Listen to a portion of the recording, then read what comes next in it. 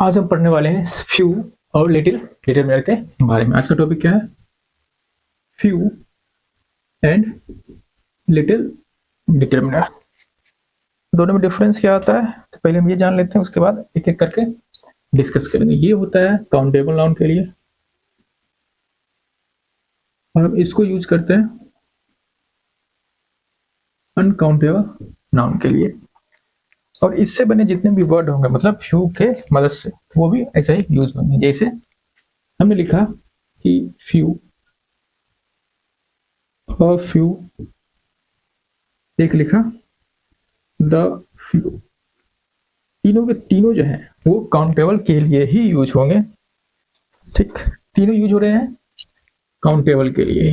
तीनों तीनों किसके लिए यूज होंगे? काउंटेबल। अब हमको समझना है कि तीनों में डिफरेंस कहाँ है, किसको कहाँ हम फ्यू यूज करेंगे, कहाँ अ फ्यू यूज करेंगे और कहाँ द फ्यू यूज करेंगे। ठीक, तो इसके लिए हमको क्या जाना पड़ेगा, इसका मीनिंग क्या होता है। इसका मीनिंग निगेटिव होता है। इसका मीनिंग होता है ऑलमोस्ट नो, लगभग कुछ नहीं। इसका हम यूज करते हैं नेगेटिव मीनिंग कन्वे करने के लिए। ऑलमोस्ट नो या हम बोल सकते हैं हार्डली एनी। जो नेगेटिव मीनिंग कन्वे करना होगा तो हम फ्यू यूज करेंगे। अब हम बात करते हैं अ फ्यू। अ फ्यू का मतलब होता है सम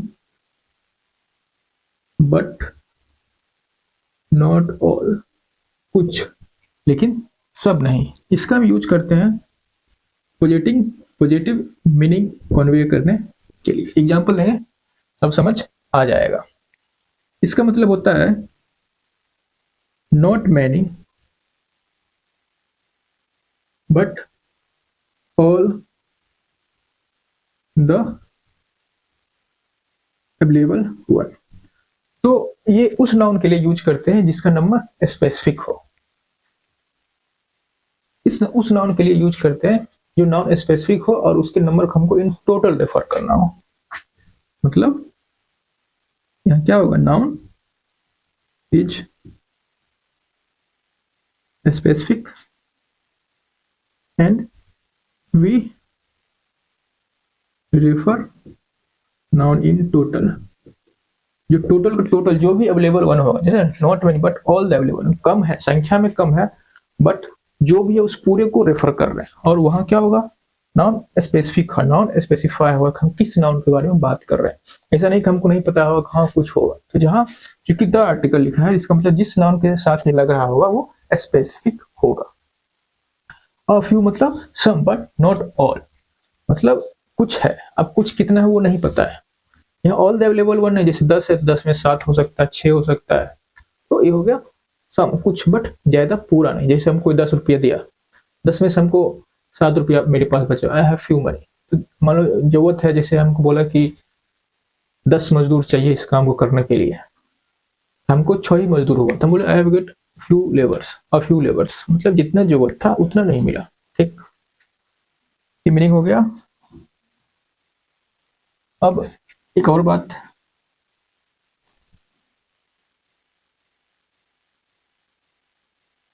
ये जो फ्यू और अ फ्यू होता है, जैसे जो नाउन जो नाउन काउंटेबल हो, जो नाउन काउंटेबल हो, अ फ्यू। जो नाउन काउंटेबल हो बट उसका नंबर हमको स्पेसिफिक नहीं पता हो, जो नाउन काउंटेबल हो बट उसका नंबर हमें स्पेसिफिक नहीं पता हो, हम उसके लिए जो हम आर्टिकल यूज करते हैं वो आर्टिकल जो है, आर्टिकल बोले डिटरमिनर यूज करते हैं, वही डिटरमिनर जो है वो उसके नंबर को भी स्पेसिफाई कर रहा होता है। ठीक, फ्यू जो है क्या बता रहा है कि उसका नंबर बहुत कम है, बता रहा है कि नंबर इज वेरी लेस। और फ्यू चाहे अ फ्यू है उसको हमेशा हम काउंटेबल नाउन के साथ यूज करते हैं। और वो काउंटेबल नाउन क्या होगा, प्लूरल होगा। तीनों को द फ्यू भी है, इसको भी हम यूज करते हैं प्लूरल नाउन के लिए। क्यों? अगर हमको ये कंफ्यूजन हो रहा है कि सर हम फ्यू के साथ अ फ्यू बॉय क्यों नहीं लिख सकते, मान लो कि लड़का एक ही है, हमको फालतू के फ्यू लिखने की क्या जरूरत है। सीधे अ बॉय लिख देंगे, ठीक है। तो अ फ्यू जो है वो नंबर को ही बता रहा है। ये तीनों तीनों किस लिए यूज होता है? प्लूरल नाउन के लिए, ठीक। इसमें जो अ फ्यू है, जिसे इसमें जो अ है वो बता रहा है, और इसमें एक फ्यू है, फ्यू बता रहा है कि न्यूमरल है, मतलब हम उस नंबर की बात कर रहे हैं कि जो है वो काउंटेबल है। ए बता रहा है इस नाउन की हम बात कर रहे हैं वो इनडेफिनिट है।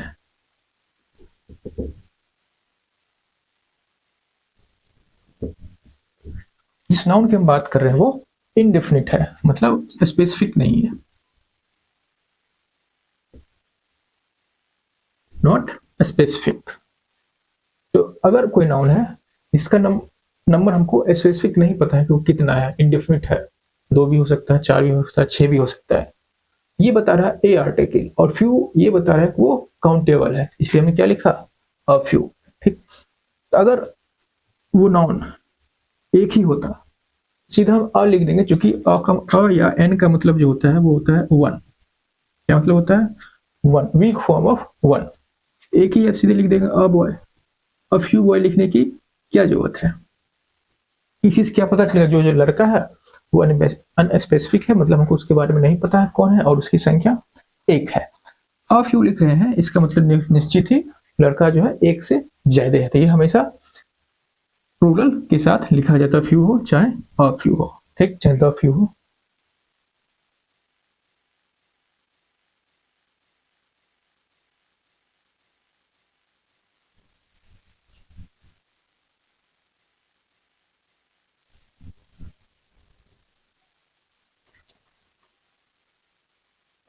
उसके बाद जो लिटिल है,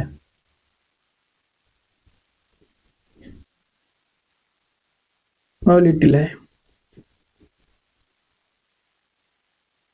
द लिटिल है। तो जो डिफरेंस फ्यू और फ्यू और द फ्यू में था वही डिफरेंस इसमें भी है। बस डिफरेंस ये है कि ये तीनों जो है अनकाउंटेबल के लिए यूज होता है। यहाँ भी होगा ऑलमोस्ट, नो, इसका भी मीनिंग है कम, but, not, much, not much, but all the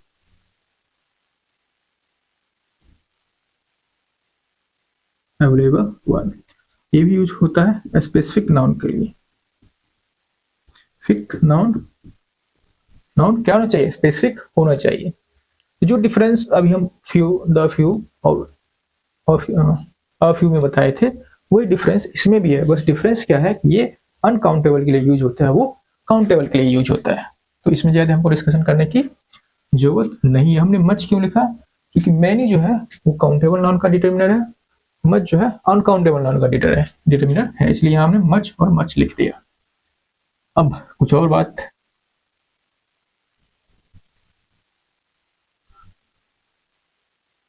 तो कुछ और ऐसे आता है कि only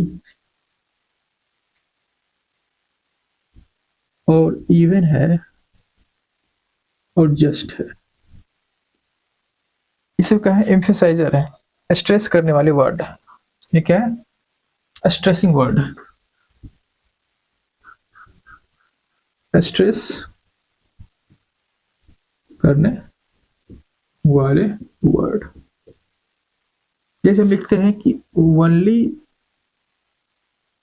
I can do it. इसका मतलब क्या हुआ कि सिर्फ सिर्फ जिसके साथ ये ओनली लिखा है सिर्फ इसको इंक्लूड पकड़ो, बाकी सबको हटा दो। ओनली लिखने का मतलब क्या है कि स्ट्रेस कर रहा है ऑन आई ओनली, एंड बाकी सबको हटा दो, एंड रिमूव ऑल अदर्स। इसका मतलब ये होगा कि सिर्फ मैं ही कर सकता हूँ और कोई नहीं कर सकता। जैसे आप घर में जाओ और कहते हो कि सिर्फ मैं ही मिठाई खाऊंगा और कोई नहीं खाएगा, मतलब only I will eat sweets, मतलब सिर्फ तुम ही खाओगे, बाकी सबको एक्सक्लूड कर दिया, हटा दिया। ठीक है, तो ओनली स्ट्रेस कर रहा है, फोकस कर रहा है कि नहीं ये सिर्फ यही करेगा और कोई नहीं करेगा। तो ओनली है, इवन है, जस्ट है, सब क्या है, स्ट्रेसिंग वर्ड है। जिस पे लग रहा होता है, जिसके साथ होता है, वो उस पर स्ट्रेस कर रहा होता है अलग अलग तरीके। जैसे even he can do it, मतलब बाकी सब तो कर ही सकता है। जैसे even he can do it, इसका मतलब हुआ कि बाकी सब तो कर ही सकता है लेकिन ये भी कर सकता है। तो हम स्ट्रेस डाल रहे हैं कि मतलब मान लो ही को स्ट्रेस डालें, इसका मतलब ये हुआ कि वो तो एकदम बकलोल है, तब तो सवाल कर सकते। इवन सवाल इतना आसान, जैसे हम बोलते जेई इस बार बहुत टफ आया, जैसे जैसे मैं जो क्वेश्चन पूछा वो बहुत मान लो इजी था, तो हम बोले अब कोई क्लास का कमजोर बच्चा, हम बोले कि even he can do it, मतलब ये चला बकलोल बच्चा है वो भी कर सकता है। तो इस प्रकार से even he can do it, यहाँ स्ट्रेस डाल रहे हैं, तो इस प्रकार से होता है। तो हमने इसको क्यों बताया, ये हम समझे कि ये स्ट्रेसिंग वर्ड है। तो ये जो स्ट्रेसिंग वर्ड है इसका क्या काम है, ये हमने देखा कि ये जो इवन है ये क्या करता है, ओनली जो है वो बाकी सबको एक्सक्लूड कर देता है और जिस पे लगा होता है सिर्फ उसी को इंक्लूड करता है।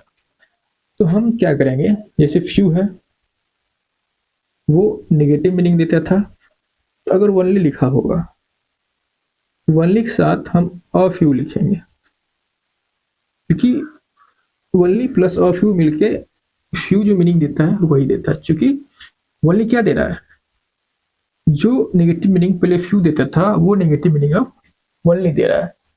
तो ओनली मतलब कि इस सम पर ही फोकस करो, बाकी सबको हटा दो। अगर मान लो हम ये लिखें ओनली फ्यू, तो ओनली फ्यू मतलब होता है ऑलमोस्ट नो, लगभग कोई नहीं। अब जब कोई है ये नहीं है तो हम फोकस किस पे करेंगे, तो कोई ना कोई कुछ तो होना चाहिए अमाउंट जिस पर हम फोकस कर रहे होंगे, इसलिए हम ओनली के साथ अ फ्यू लिखते हैं। ठीक, उसके पास साथ बाद ये जो नेगेटिव मीनिंग ये फ्यू कर रहा होता है वही नेगेटिव मीनिंग कन्वे अब ये ओनली कर रहा था। ओनली अ फ्यू मतलब फ्यू होता है। उसके बाद वेरी, वेरी पॉजिटिव मीनिंग देता है, वेरी फ्यू, वेरी फ्यू का मतलब होता है अ फ्यू। ठीक है, वेरी के साथ अ फ्यू कम काहे नहीं लिखे, वेरी मतलब कुछ अधिक, अब ये पहले से ही कुछ अधिक है तो और क्या कुछ अधिक, तो वेरी फ्यू लिखते हैं। ये जो यहाँ अ फ्यू पॉजिटिव मीनिंग दे रहा होता है उस पॉजिटिव मीनिंग को यहाँ ये वेरी कन्वे कर रहा होता है। तो इसको भी हमको ध्यान रखना है कि वेरी फ्यू मतलब हो गया a few, only a few मतलब हो गया फ्यू। तो अब हम लोग कुछ एग्जाम्पल देखते हैं। ठीक,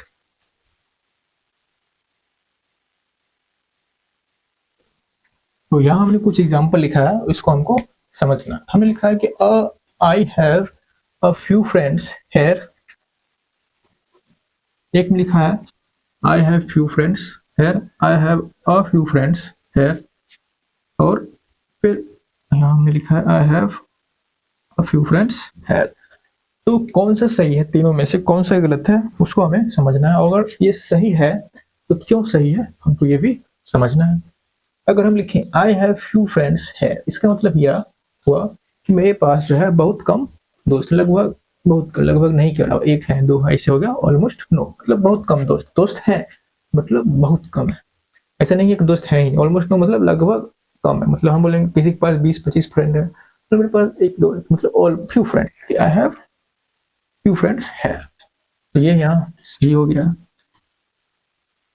आई हैव अ फ्यू फ्रेंड्स है। जब हम अ फ्यू फ्रेंड्स लिखते हैं इसका मतलब ये हुआ कि मेरे पास ठीक ठाक दोस्त है, 5 है, 6 है, 10 है, 100 नहीं है, मतलब कुछ है, तो उतना ज्यादा नहीं है बट है, तो ये भी सही है। अब हम यहाँ लिख रहे हैं as I am new in this city I have a few friends है। अब यहाँ हम अ फ्यू होगा कि फ्यू होगा, ये कॉन्टेक्स्ट डिसाइड करेगा। यहाँ दोनों सही था क्योंकि यहाँ कोई कॉन्टेक्स्ट नहीं था, यहाँ सीधे लिखा था आई have few friends, I have a few friends, तो दोनों सही हो सकता था। हो सकता है उसको बहुत कम दोस्त है तो उसने फ्यू लिख दिया। तो बस ठीक ठाक दोस्त है, उसने अ फ्यू लिख दिया, मतलब 5 6 10 हैं, एक दो दोस्त है उसमें फ्यू लिख दिया, तो दोनों सही था। बट इसमें लिखा है कि I am new in this city. अगर कोई आदमी as I am new in this city, ये बता रहा है चूंकि एज क्या होता है, बिकॉज रीजन देने होता है कि चूंकि मैं यहाँ नया हूँ, इस शहर में नया हूँ। अगर आप शहर गए हो फर्स्ट बार विजिट की, तो आपके पास क्या होगा, बहुत कम दोस्त होगा या तो होगा ही नहीं। तो ये क्या रीजन दे रहा है कि चूंकि मैं इस शहर में नया हूँ, जो एज होता है, एज जो कंजंक्शन है, एज जो है वो होता है सब्स्टिट्यूशन ऑफ बिकॉज। दोनों सेम मीनिंग देता है। जब हम कंजंक्शन बढ़ाए थे तो हम बोले थे एज है बिकॉज है सिंस है, वो रीजन देने के लिए यूज होने वाला conjunction. As I am new in this city, तो ये रीजन दे रहा है कि चूंकि मैं इस शहर में नया हूँ।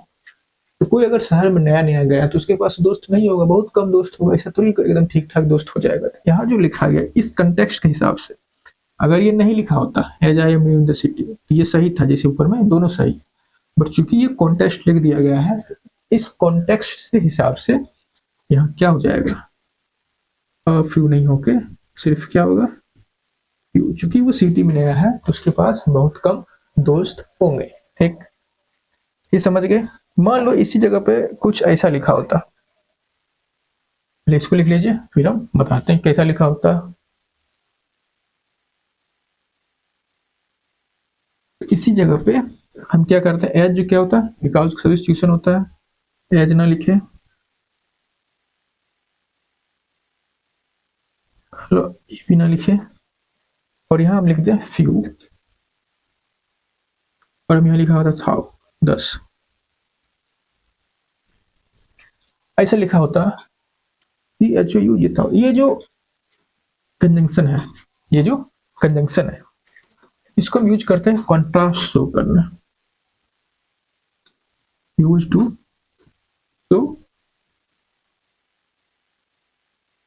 कॉन्ट्रास्ट। आप बोल सकते हैं कि ऐसे दो सेंटेंसों को कनेक्ट करता है जो अपोजिट इन नेचर हो। जैसे हम बोले था, हालांकि आई am new in the city, हालांकि मैं इस शहर में नया हूँ, मतलब कॉन्ट्रास्ट कब होगा, अब नया है तो ये ऑटोमेटिक होना चाहिए, उसके पास दोस्त कम होना चाहिए। अब कॉन्ट्रास्ट कब हो जाएगा, जब उसका अपोजिट कम होगा, मतलब शहर में नया है तो उसके पास दोस्त कम होना चाहिए। अभी कॉन्ट्रास्टिंग नेचर कब हो जाएगा, नया होने के बावजूद उसके पास क्या हो, बहुत सारे दोस्त हो। यहाँ क्या हो जाएगा, इस कॉन्टेक्स्ट के हिसाब से फ्यू ना होके अ फ्यू इस कॉन्टेक्स्ट में सही होगा।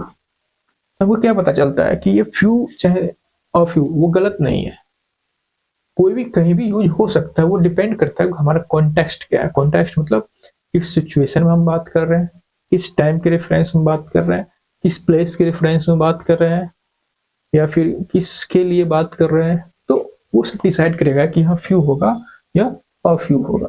तो हमने यहाँ कुछ एग्जाम्पल से देखा है, यहाँ वही एज प्रीपोजिशन लिख दिया, तो वो बस रीजन दे रहे थे, क्योंकि मैं यहाँ नया हूँ तो मेरे पास कम दोस्त है, या ऑब्वियस रीजन ऐसा होना चाहिए तो फ्यू लिख दिया। बट था 10, यानी कि हालांकि मैं नया हूँ, कॉन्ट्रास्ट शो करने वाला कंजंक्शन हमें लिखा है, तो इसका अपोजिट नेचर कब होगा, जब ये अ फ्यू होगा, इसलिए हमने यहाँ अ फ्यू लिखा है। ठीक है, तो अगर कुछ नहीं था, कोई कॉन्टेक्स्ट नहीं था, ये नहीं था, तो ये दोनों सही था। बट कॉन्टेक्स्ट आ गया कि किस सिचुएशन को लेकर हम बात कर रहे थे, यहाँ फ्यू सही हो गया। अगर ये एज था, अगर था वो आ गया तो अ फ्यू सही हो गया। तो कुछ और एग्जाम्पल देखते हैं।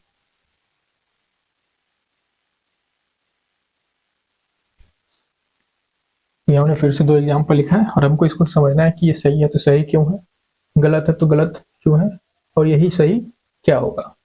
तो I have invited a few friends that I have here. तो हमें लिखा है कि ये जो फ्रेंड है, यहाँ जो फ्रेंड्स है हमने इसको डिफाइन कर दिया कि दैट आई हैव हेयर, जो हमारे पास यहाँ, मतलब इससे मीनिंग हो रहा है कि all the available one. I invited कौन सा फ्रेंड, मैंने किसको इन्वाइट किया, friend that I have here, जो भी यहाँ मौजूद है वो सब। तो मतलब हम द फ्यू का मीनिंग यहाँ क्लियर हुआ कि not many but all the available one. यहाँ मीनिंग क्लियर हो रहा है कि यहाँ हमको क्या आना चाहिए, क्या आना चाहिए, द। क्योंकि हमको पता है कि हमने किस फ्रेंड को इनवाइट किया है, वो फ्रेंड स्पेसिफिक है, वो स्पेसिफाई हमने कर दिया कि जो भी यहाँ अवेलेबल है, 5 है 10 है, जो भी है, ज्यादा नहीं है, बट जितना भी अवेलेबल है हमने सबको कर दिया है। ठीक है, ये हो गया द फ्यू फ्रेंड्स। तो द फ्यू का मतलब यहाँ क्या निकलता है, द फ्यू फ्रेंड्स, मतलब हो गया ऑल द फ्रेंड्स। जो भी फ्रेंड है मेरे पास मैंने उस सबको इनवाइट कर दिया, जो भी यहाँ है, चूंकि यहाँ द लिखा। तो अगर हमने द फ्यू को उस नाउन के लिए यूज करते हैं जो नाउन स्पेसिफाई हो और उसके नंबर को इन टोटल रेफर करना, कुल मिला के ये नाउन इतना है और ये स्पेसिफिक है। ये नाउन स्पेसिफिक है, दैट आई हैव हियर, और ये क्या स्पेसिफिक है, कुल मिला के कुछ होगा, फिक्स अमाउंट होगा। तो हमने इसको फ्रेंड को स्पेसिफिक बना दिया, डिफाइन करके, तो यहाँ हो जाएगा द फ्यू। ठीक, अब आई हैव इनवाइटेड, उस हिसाब से यहाँ होना चाहिए, क्या होना चाहिए, I have invited the few of the friends that I have here. तो अब कोई आदमी सोचेगा कि सर यहाँ भी हमने स्पेसिफाई कर दिया फ्रेंड को द फ्यू फ्रेंड, तो इस हिसाब से ये सही होना चाहिए। बट अगर सही होता तो हम एग्जाम्पल तो नहीं देते, मतलब गलत है। अब ये गलत क्यों है? तो ये जो ऑफ प्रीपोजिशन होता है, ये जो ऑफ प्रीपोजिशन होता है, ये पार्ट और उसके टोटल को रिलेट करने के लिए लिखा जाता है। जैसे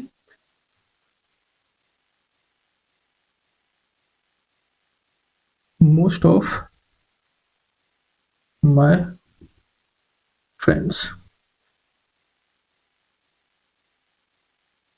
ये इसको रिलेट कर रहा है कि बहुत सारे दोस्तों में से मेरा अधिकतर दोस्त, या हम लिखते हैं जैसे आपने देखा होगा one of my friend, one of, तो ये जो माई फ्रेंड लिखा है ये टोटल है, और ये जो वन है ये इस टोटल का ही पार्ट है। मतलब ये जो वन आया है इसी में से आया है, तो हम ये जो वन लिख रहे हैं ये क्या है, पार्ट है। क्या है, पार्ट है, part of the total, total का एक टुकड़ा है। हमने ये बताया था कि द फ्यू जो है वो भी टोटल को ही रेफर करता है, लेकिन हमको यहाँ ऐसा वर्ड चाहिए जो टोटल को नहीं, उसके पार्ट को रेफर करे। क्योंकि जो द फ्यू है वो टोटल को रेफर करता है। हमने कहा था कि द फ्यू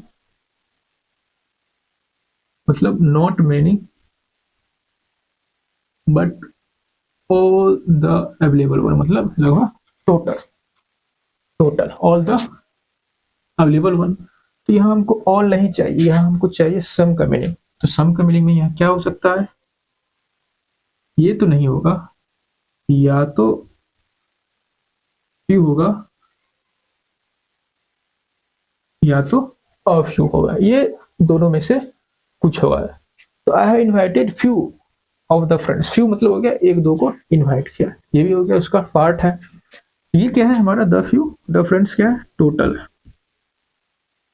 ये हम क्या चाहिए, पार्ट, इस टोटल का पार्ट। या तो हम फ्यू लिख सकते हैं या तो अ फ्यू लिख सकते हैं। तो मीनिंग क्लियर हो गया होगा हम यहाँ क्या लिखे। तो हमको जब टोटल और पार्ट को रिलेट करना होगा तो हम द फ्यू नहीं लिखेंगे, क्योंकि द फ्यू जो है वो टोटल को रेफर कर रहा होता है, और यहाँ हमको ऐसा वर्ड चाहिए जो उसके पार्ट को रेफर कर रहा होगा, इसलिए गलत हो जाएगा, हमको ये लिखना होगा। ठीक,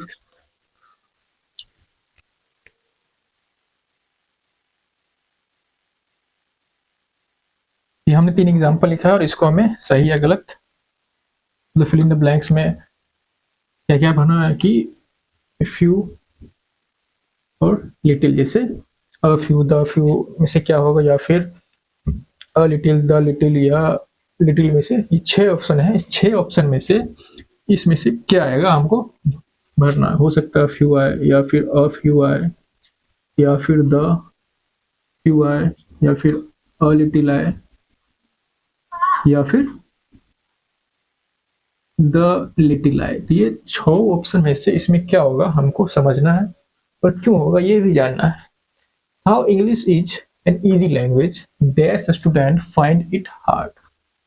हमने यहाँ कॉन्ट्रास्ट शो करने के लिए एक कंजंक्शन लिखा है। तो इसका चूंकि इजी लैंग्वेज है तो बहुत कम को हार्ड लगना चाहिए, बट कॉन्ट्रास्ट कब होगा, अगर यहाँ ये कॉन्ट्रास्टिंग वर्ड ना होके लिखा होता है एज इजी, यहाँ इसके जगह मान लो एज लिखा होता है, चाहे बिकॉज लिखा होता है, यहाँ हम क्या लिखते फ्यू, क्योंकि इजी है तो बहुत कम स्टूडेंट को क्या लगेगा मुश्किल लगेगा, बट यहाँ हमने क्या लिख दिया, क्योंकि मुश्किल है, तो मुश्किल लगने के बावजूद भी क्या हो रहा है, कॉन्ट्रास्टिंग तब होगा। अगर आसान है तो सबको क्या लगना चाहिए, बहुत कम ही स्टूडेंट हो, लगभग एक भी स्टूडेंट ना हो जिसको ये मुश्किल लगे, क्योंकि यहाँ कॉन्ट्रास्टिंग शो करना है कि जैसा हम, चूंकि इजी है उसके बावजूद भी क्या हो रहा होगा, बहुत सारे स्टूडेंट को मुश्किल लग रहा होगा, यहाँ स्टूडेंट की संख्या क्या होगा, फ्यू होगा,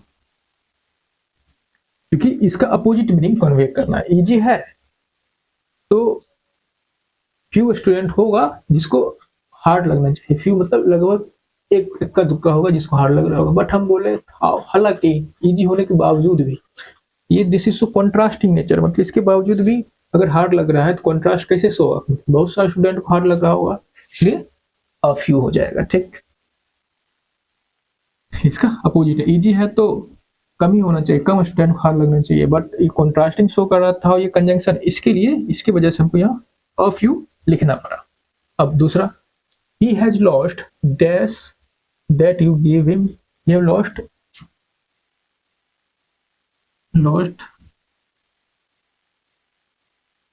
money,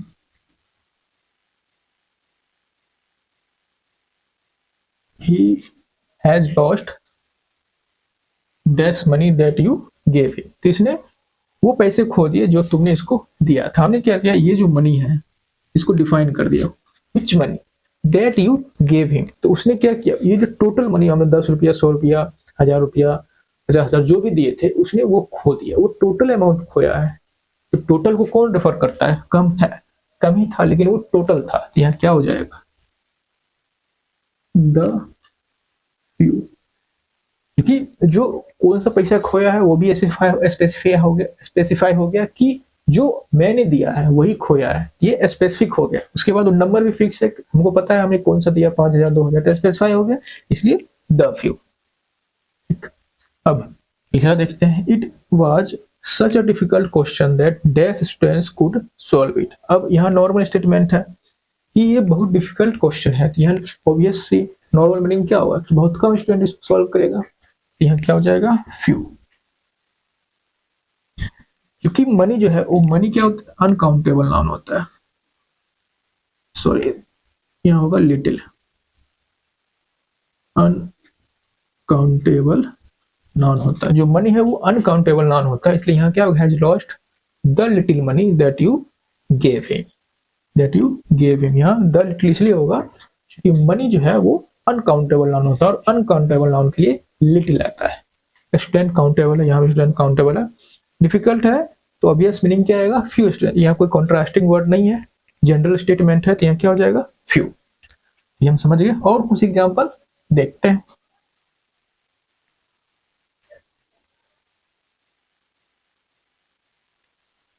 यहाँ हमने फिर से 3 एग्जाम्पल लिखा और इसको हमें फिर से सही करना है, गलत करना है, इस 6 में से किसी को करना है। Few, little, a few, the little, the little में समय लिखा है कि dash knowledge is dangerous thing, तो कितना नॉलेज डेंजरस थिंग होता है, मान लो ये टोटल नॉलेज है,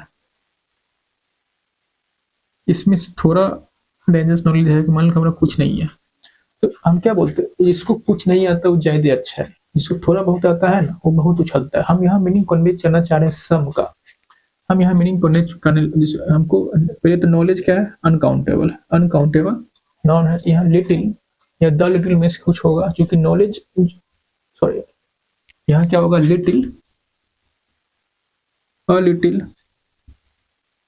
या द लिटिल में से कुछ होगा। अब द लिटिल क्यों नहीं होगा, क्योंकि हम यहाँ नॉलेज को स्पेसिफाई नहीं कर रहे हैं कि किस नॉलेज के बारे में हम बात कर रहे हैं, क्योंकि यहाँ नॉलेज स्पेसिफाई है कि हम लिखते नॉलेज अबाउट इंस्ट्रूमेंट्स, यहाँ लिखते द लिटिल नॉलेज, क्योंकि हमने इस नॉलेज को स्पेसिफाई नहीं किया है, इसको डिफाइन नहीं किया है कि हम किस नॉलेज की बात करते हैं। अगर हम यहाँ ऐसा लिखा होता knowledge about the little knowledge, ऐसे लिखा होता है नॉलेज अबाउट एरोप्लेन, तो यहाँ नॉलेज स्पेसिफाई होता है कि हम किस पर्टिकुलर नॉलेज की बात कर रहे हैं, बट यहाँ नॉलेज स्पेसिफाई नहीं है, बस इन जनरल बात कर रहे हैं नॉलेज, तो यहाँ यहाँ द तो नहीं होगा, ये जो द है द लिटिल नहीं होगा। अब लिटिल होगा या अ लिटिल होगा, तो लिटिल मतलब होता है लगभग कोई नॉलेज, अब जिसके पास नॉलेज है ये नहीं है तो वो छटपटाता नहीं है। कहावत सुने को जेकरा तनी नॉलेज होता है ना, इसे अदकल गगरी छलकत जाए, इसी को बोलते हैं। जेकरा तनी नॉलेज हो जाता है वो पुलकने लगता है। हम थोड़ा का बात करें, लिखने में से तो ऑलमोस्ट नो, लेकिन हम बात करें सम, हम बात कर रहे हैं सम की, कि सम हो, कुछ हो, तो यहाँ क्या हो जाएगा, अ लिटिल। जिसके पास कुछ नहीं है वो तो नहीं उछलता, लेकिन जो का थोड़ा बहुत होता है वो उछलता है। ठीक है, तो यहाँ सम होगा, द लिटिल इसलिए नहीं होगा क्योंकि वो स्पेसिफाई नहीं किया हमने नॉलेज को। हमने फ्यू और फ्यू को क्यों नहीं लिखा, क्योंकि ये अनकाउंटेबल है। Knowledge is uncountable noun. उसके बाद dash plants found in the deserts are called xerophytes.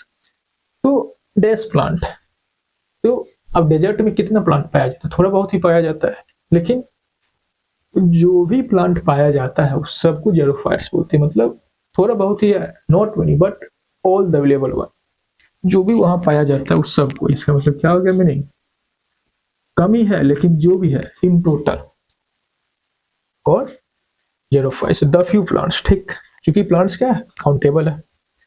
I can't help you as I have dash knowledge of it. तो हम किसी को बोल रहे हैं कि भाई हम तुमसे मदद नहीं कर पाएंगे, क्यों, मानो थोड़ा बहुत होता है, थोड़ा बहुत उतना तो नॉलेज नहीं है, बट हमको जितना आता है उतना बता देंगे। मतलब अगर कोई बोल रहा है कि हम तुमको मदद नहीं कर पाएंगे, उसको उस चीज के बारे में थोड़ा बहुत भी नॉलेज नहीं होगा, बहुत लगभग ऑलमोस्ट नो, कोई नॉलेज नहीं है। यहाँ हम ऐसा बोलना चाह रहे हैं कि उसके पास कोई नॉलेज नहीं है, लगभग नहीं है। यहाँ क्या हो जाएगा, लिटिल होगा, क्यों, चूंकि नॉलेज अनकाउंटेबल नाउन है। इस प्रकार से हमको लिटिल द फ्यू को सब्स्टिट्यूट करना होता है अकॉर्डिंग टू द मीनिंग। और कुछ एग्जांपल देखते हैं और समझते हैं।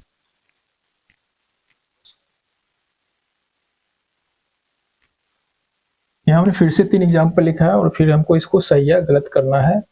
जितना भी हम प्रॉपर्टी शुरू में बताए थे उसके बेसिस पे हमने कहा they have made a few mistake again, they have made few mistake again. तो यहाँ क्या सही है क्या गलत है, देखो, दे हैव मेड, ठीक, अ फ्यू है, ठीक है। हमने कहा था जो अ फ्यू है वो प्लूरल और काउंटेबल नाउन के साथ यूज होता है। हमने क्या लिख दिया है, मिस्टेक। यहाँ हमको क्या कर देना है, मिस्टेक्स, ये सही हो गया, ठीक है। हम इसका एक्सप्लेनेशन दिया था कि अगर हम कोई नाउन है वो जो कि इनडिफिनिट है, मतलब स्पेसिफिक नहीं है, उसका नंबर हमको नहीं पता है, तो उसके लिए जो हम आर्टिकल लिखते, लेकिन उसका नंबर हमको नहीं पता है और वो काउंटेबल है। कोई नाउन है जिसका नंबर हमें नहीं पता है, इनडिफिनिट है, और उसका नंबर हमको नहीं पता है, बट वो नॉन काउंटेबल है, उसके लिए जो हम डिटर्मिनर यूज करते हैं, वो डिटर्मिनर क्या करता है, उसके नंबर को ही स्पेसिफाई कर देता है। ये फ्यू ये बता रहा है कि वो न्यूमरल है, काउंटेबल है, और ए यहाँ ये बता रहा है कि वो अनस्पेसिफिक है और ये प्लूरल के साथ यूज होता है। ये हम समझ गए। तो इसको लिखिए क्योंकि इसमें कुछ एक्सप्लेन करना है। ये हम समझ गए। अब हमने कहा कि do not everybody, don't trust everybody, ठीक, the few people are trustworthy, ऐसा लिखा है। हमने कहा कि डोंट ट्रस्ट इसको एवरीबॉडी, इसका मतलब क्या होता है, नॉट एवरी, तो क्या हो गया, सम। हमने पिछले क्लास में बताया था जब हम ईच और एवरी का डिस्कशन कर रहे थे, तो नॉट एवरी मतलब सम। हम यहाँ बोल रहे हैं कि कुछ आदमी है जिस पर आप विश्वास करो, मतलब सब पर विश्वास नहीं करो, कुछ पर विश्वास करो और कुछ पर नहीं करो, ठीक। वही अगर यहाँ ये लिखा होता है कि डोंट ट्रस्ट एनीबॉडी, अगर ऐसा लिखा होता, हमने कहा था कि नॉट एनी मतलब नो, किसी भी विश्वास मत करो। यहाँ हम ये सीधा बोल रहे हैं, मान लो इसको मिटा रहे हैं और मान लो यहाँ लिख रहे हैं कि डोंट ट्रस्ट एनी बॉडी। अगर ऐसा लिखा होता तो हम क्या लिखते, यहाँ लिखते डोंट ट्रस्ट एनी बॉडी, और इस जगह हम लिख देते no people are trustworthy है। कोई किसी पे विश्वास मत करो। नॉट एनी मतलब नो वन, किसी पे नहीं, ठीक है। नॉट एनी मतलब नो, नो वन। मैंने बताया था पिछले क्लास, नॉट एनी मतलब नो, मतलब नेगेटिव मीनिंग में किसी पे नहीं करना है। तो यहाँ हो जाता है don't trust anybody, no people are trustworthy है, ऐसा लिखा होता था, ये लिखते इस कॉन्टेक्स्ट में, ये सही है। बट अगर अभी जो हमें लिखा था वो लिखा होता, क्या लिखा होता, इसको भी लिख लीजिएगा, मिटा रहे हैं पॉज करके। तो लेकिन यहाँ क्या लिखा है, यहाँ लिखा है, यहाँ लिखा है कि डोंट ट्रस्ट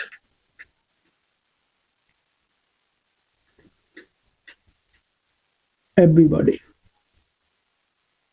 अब हम यहाँ लिखे थे ऑप्शन में द फ्यू। तो यहाँ क्या होगा, पहला बात कि द फ्यू नहीं होगा।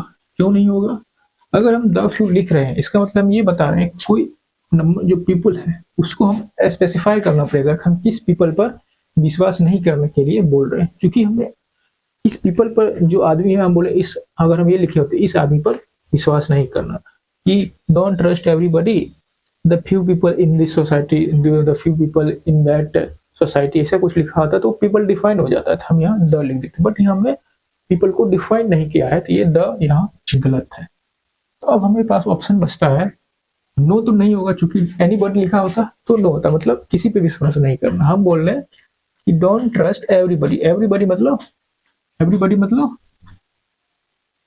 ट्रस्ट एनीबॉडी, तो एनीबॉडी तो यहाँ आ जाएगा, एनीबॉडी मतलब हो गया इसका, तभी हम समझाते तो इसको अभी मिटा दो। डोंट ट्रस्ट अगर एनीबॉडी है तो एनीबॉडी होता तब यहाँ लिखते नो, जैसे हमने अभी तुरंत लिखा था।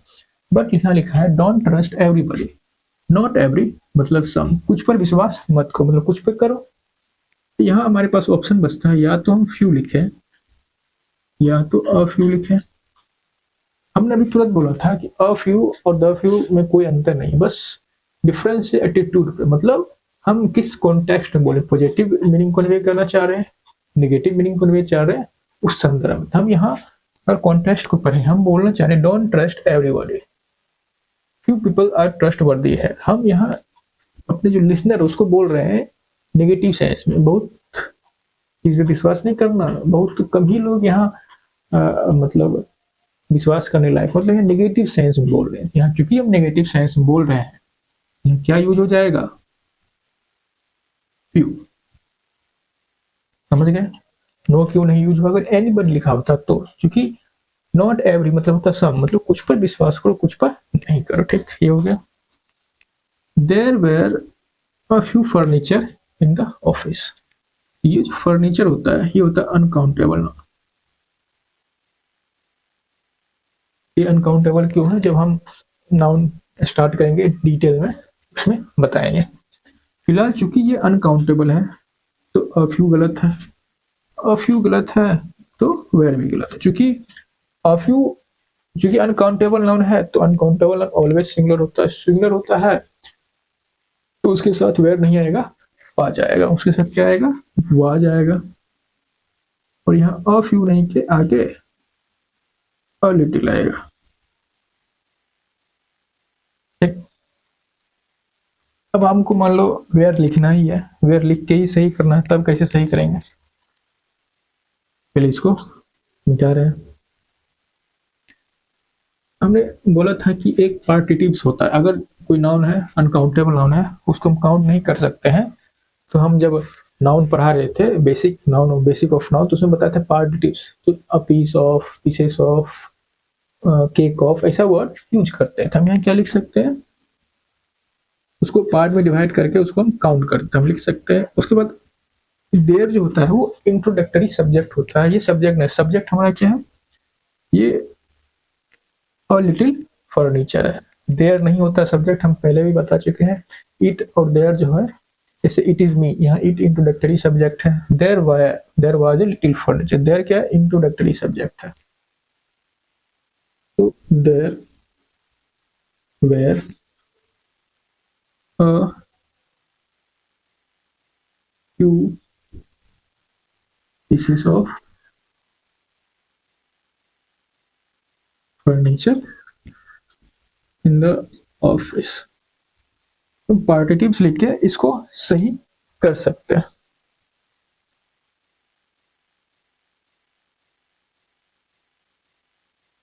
ये एक तरीका हो गया, हमने वे लिखाई रहने दिया। तो हमको ऐसे समझना है, चूंकि ऐसा नहीं जो चूंकि अ फ्यू जो है काउंटेबल के साथ यूज होता है, ये काउंटेबल नहीं है, तो यहाँ लिटिल लगेगा। एक तरीका ये हो गया, दूसरा ये हो गया। तो कुछ और एग्जाम्पल देखते हैं।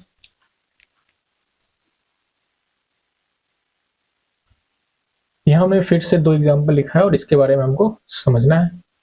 हमें लिखा है कि he has solved dash of the questions that we have asked. Of the questions, ये the question क्या है, टोटल है, जितना भी हमने सवाल पूछा उसमें से कुछ पार्ट का उसने जवाब दिया है। हमको पार्ट चाहिए, part of the total. The few तो नहीं हो सकता है, या तो फ्यू होगा या तो अ फ्यू होगा। तो यहाँ दोनों हो सकता है। हो सकता है इक्का दुक्का जवाब दिया हो, या उसमें से मैक्सिमम का जवाब दे दिया। अगर एक दो का जवाब दिया तो फ्यू, अगर उसमें से मोस्ट ऑफ द सवाल हमने पूछे, वैसे 10 सवाल पूछे, उसमें 7-8 जवाब दे दिया तो हो गया अ फ्यू। ठीक, तो दोनों यहाँ सही है। अकॉर्डिंग टू कॉन्टेक्स्ट कुछ भी हो सकता है, फ्यू भी हो सकता है और अ फ्यू भी हो सकता है। They don't have little hesitation, ये भी नेगेटिव वर्ड है, ये भी नेगेटिव वर्ड। हम क्या कहना चाहते हैं, they don't have little hesitation, यहाँ मीनिंग निकल रहा उसके पास कोई हेजिटेशन नहीं है। हम क्या कहना चाह रहे हैं, हम ये कहना चाह रहे हैं कि उसके पास थोड़ा बहुत कम हेजिटेशन है। बट ये दोनों मिलके नेगेटिव मीनिंग एक दूसरे को कैंसिल कर दिया, तो ये गलत हो गया। तो दो नेगेटिव वर्ड को अवॉइड करें। एक ही सेंटेंस में 2 नेगेटिव वर्ड को अवॉइड करना है, ठीक है। वो एक दूसरे को कैंसिल करके सेंटेंस गलत हो जाता है। लेकिन अगर मान लो हम ये लिखें, they don't have a little hesitation, क्या ये सही होगा? ये जो लिटिल लिखा है हमने, ये लिटिल यूज होता है पॉजिटिव कॉन्टेक्स्ट में। They don't have a little, इधर तो पॉजिटिव हो गया, क्योंकि इधर डोंट लिखा है तो फिर से क्या हो गया, नेगेटिव हो गया। ये भी सही नहीं है। अगर हम पॉजिटिव मीनिंग देना चाहते थे तो ये पॉजिटिव हुआ नहीं, ये नेगेटिव ही रह गया, तो ये भी गलत है। अगर हम ये कहना चाहते हैं कि उसको पास बहुत कम हेजिटेशन है, तो ये दोनों गलत है। जो पहला इसलिए गलत है क्योंकि 2 नेगेटिव वर्ड एक साथ यूज करते हैं तो एक दूसरे को कैंसिल कर देते हैं। यहाँ मीनिंग है तो उसके पास जरा सा भी हेजिटेशन नहीं है, ठीक है। तो 2 नेगेटिव वर्ड को एक साथ अवॉइड करना है। तो डोंट हैव अ लिटिल है, ये होता है कब, जब हमको पॉजिटिव मीनिंग देना हो। फिर यहाँ ये नेगेटिव मिलके फिर से नेगेटिव ही हो गया। यहाँ हम पॉजिटिव कॉन्टेक्स्ट में यूज ही नहीं कर रहे हैं, इसको हमको पॉजिटिव कॉन्टेक्स्ट में यूज करना होता है, इसलिए ये गलत हो गया। तो सही क्या होगा, सही क्या होगा? तो सही ये होगा, तो ये हम लिखे ही नहीं डोंट, हम लिखे, या तो हम ये लिखें कि दे हैव लिटिल हेजिटेशन, मतलब उसके पास जरा सा भी हेजिटेशन नहीं है, ये सही हो गया। दूसरा हम ये लिखें कि दे डोंट हैव हेजिटेशन, तो भी सही हो जाएगा। या हम ये लिखें they don't have any hesitation. हम जब सम और एनी डिटरमिनेंट पढ़ रहे थे उसमें हमने ये बताया था, जो एनी है वो नॉन असर्टिव वर्ड है, मतलब जब नेगेटिव को या इंट्रोगेटिव सेंटेंस में इसका यूज किया जाता है। ये ना तो पॉजिटिव वर्ड है ना ही नेगेटिव वर्ड है, किसी भी कॉन्टेक्स्ट में यूज, मतलब इसको हम यूज करते हैं नेगेटिव सेंटेंस बनाने के लिए और इंट्रोगेटिव या फिर कंडीशनल बनाने के लिए। इसमें हमने यूज कर लिया, ये सही है। ये तीनों का तीनों हम लिख सकते हैं, ये भी सही है, ये भी सही है। दे डोंट हैव हेजिटेशन, ये भी सही है, बस 2 नेगेटिव को एक साथ नहीं लिखना। दे हैव लिटिल हेजिटेशन, ये भी सही है, ठीक। और कुछ एग्जांपल देखते हैं।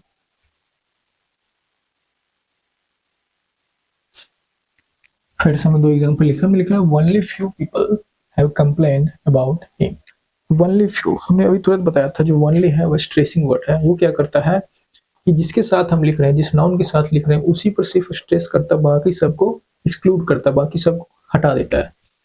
और ओनली अब फ्यू मतलब हो गया ऑलमोस्ट नो, अब कोई है ही नहीं तो किसको हटाएगा, तो कोई ना कोई तो होना चाहिए। तो यहाँ फ्यू मतलब होता है ऑलमोस्ट नो, मतलब कोई है ही नहीं है। अब जब कोई है ही नहीं तब तुम स्ट्रेस किस पर करोगे, वनली इसके साथ नहीं आएगा, तो वनली किसके साथ आएगा, अ फ्यू के साथ, only a few people have complaint about him.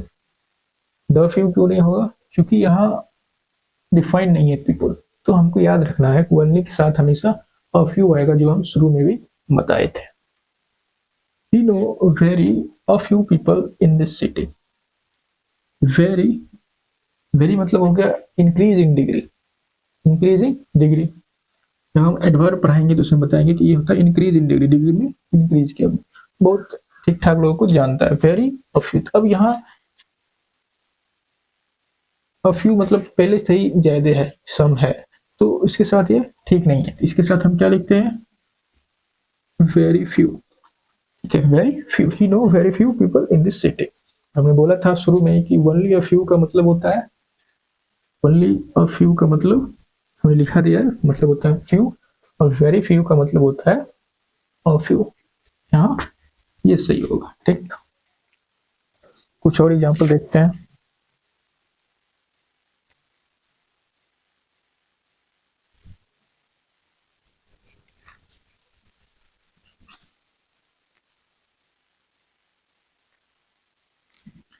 जैसे हम लिखते हैं कि ही इज वेरी डिसऑनेस्ट,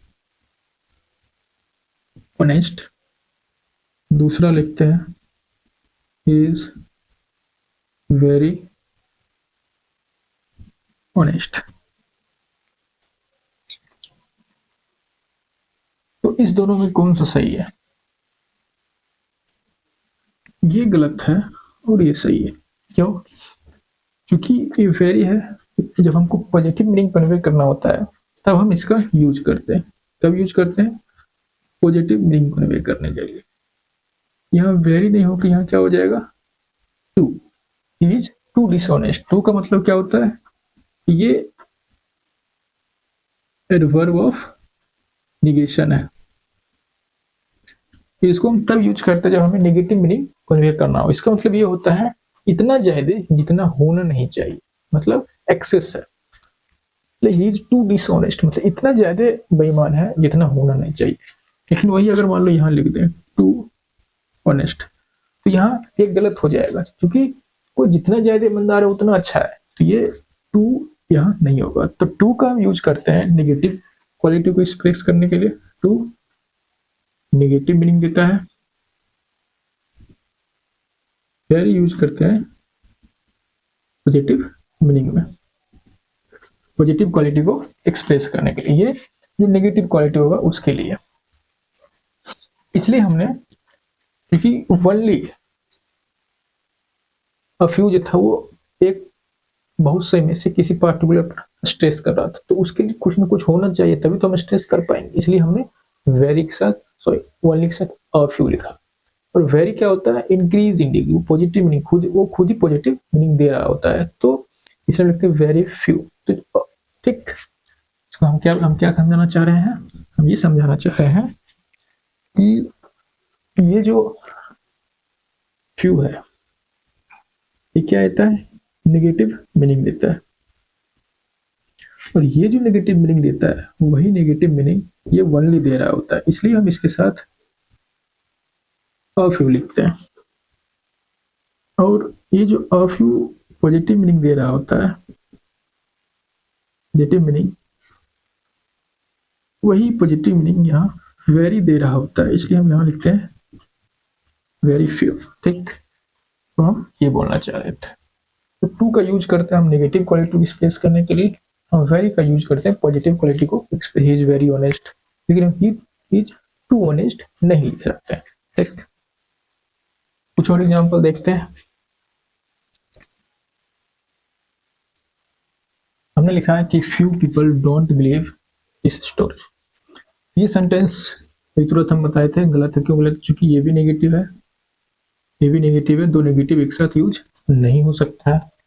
दूसरा हम कुछ और समझाना चाहते हैं कि ये फ्यू है, और जो अ फ्यू है ये रिलेटिव टर्म है। कैसे रिलेटिव टर्म है?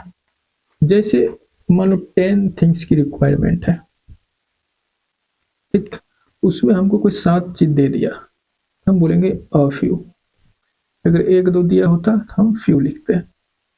वही अगर मान लो हमको 100 थिंग्स की रिक्वायरमेंट है बट उसमें हमको 7 दिया तो हम क्या बोलेंगे? फ्यू। उसे मान लो 70 दे दिया तो हम बोलेंगे अ फ्यू। वही मान लो 1000 चीज की रिक्वायरमेंट है, उसमें 70 दिया तो हम लिखेंगे फ्यू। उसमें 700 दिया तो क्या लिखेंगे? A few. तो हमको ये पता चला जो फ्यू है और अ फ्यू है ये सब रिलेटिव टर्म्स, ये डिपेंड करता है किस कॉन्टेक्स्ट में बात कर रहा है। ये फ्यू और फ्यू किसी पर्टिकुलर नंबर को रेफर नहीं कर रहा। फ्यू मतलब जितना जरूरत था, जिस के हम कंपेयर कर रहे होंगे, जो हमारे जैसे फ्यू फ्रेंड मतलब मान लो कोई दोस्त होगा जिसके पास 60 फ्रेंड होगा, मेरे पास 4-5 है तो हम लिखेंगे फ्यू। अब मान लो किसी के पास 10 ही फ्रेंड है, मेरे पास 4-5 है तो हम लिखेंगे फ्यू। तो मतलब जिससे कंपेयर कर रहा है उस पर डिपेंड करती है। जो फ्यू है और जो फ्यू ये सब क्या है? एक रिलेटिव टर्म है, ये कोई फिक्स नहीं है कि इतना ही होगा। जैसे जीरो है एक एब्सोल्यूट टर्म है, जीरो मतलब जीरो, एक मतलब एक, बट ये सब एब्सोल्यूट टर्म नहीं है। तो इसलिए अगर हम ये लिखें तो नेगेटिव नेगेटिव था इसलिए गलत हो गया, तो हम लिखे a few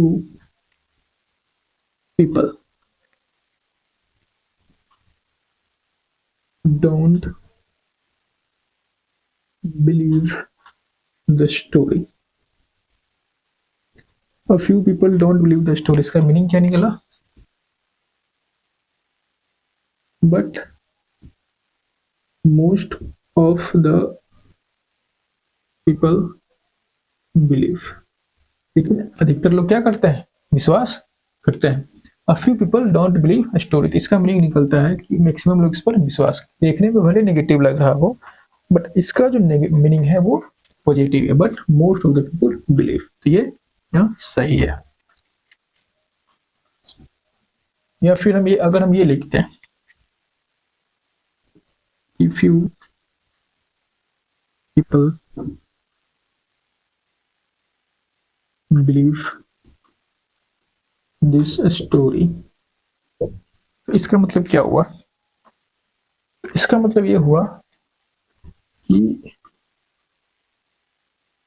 almost know people, लगभग कोई पीपल बिलीव, कोई पीपल विश्वास नहीं करता है।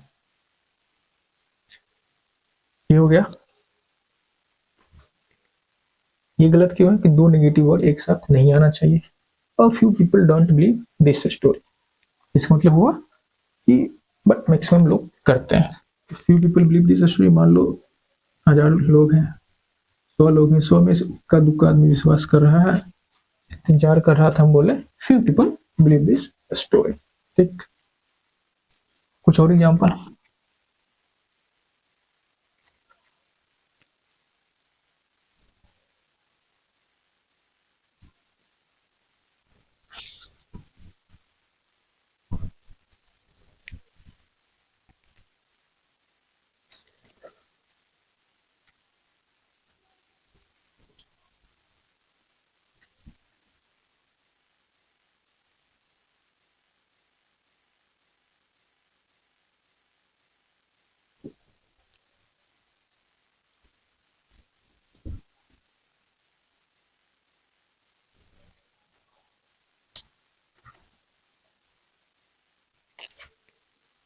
अब ये सही होगा कि गलत? Few people don't believe, few people don't believe in the ghost now days. तो हम क्या लिखें? फ्यू पीपल डोंट बिलीव सही होगा या अ फ्यू पीपल होगा, क्या होगा? सोचो, तब तक हम बैठते हैं।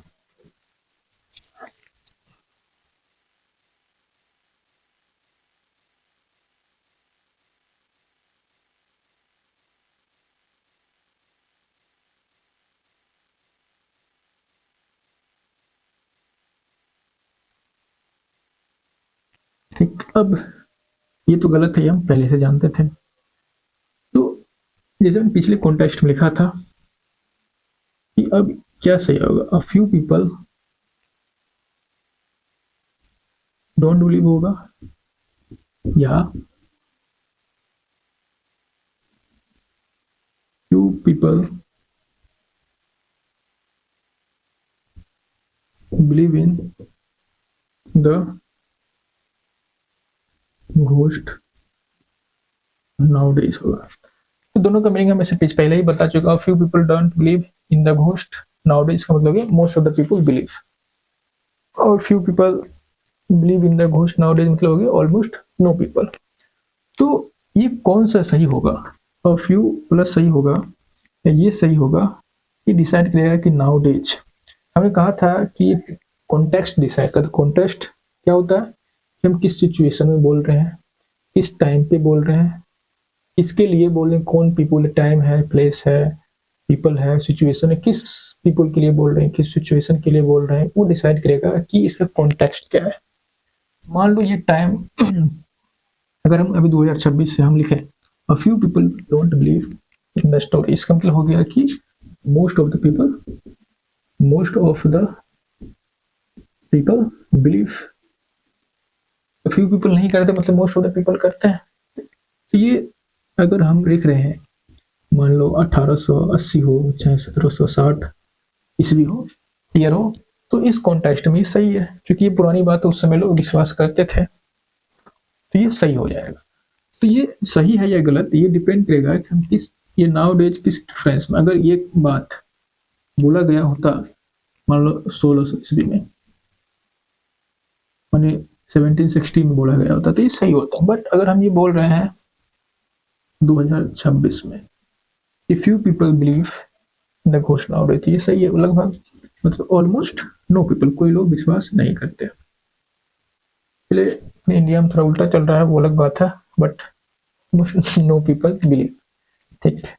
ये कॉन्टेक्स्ट पर डिपेंड करता है, हमको ये समझना था कॉन्टेक्स्ट कि ये कोई सही है या गलत है, वो डिपेंड करेगा हम किस सिचुएशन में बोल रहे हैं, किस टाइम के रेफरेंस में बोल रहे हैं, किसके लिए, कौन से पीपल के, जैसे एजुकेटेड पीपल के लिए बोल रहे हैं कि नॉन एजुकेटेड, उस सब पे डिपेंड करेगा कि ये क्या हुआ, दैट इज कॉल्ड कॉन्टेक्स्ट, किसके कॉन्टेक्स्ट में बोल रहे थे। आज के लिए इतना ही, और कल से हम लोग स्टार्ट करने वाले हैं प्रोनाउन, ठीक।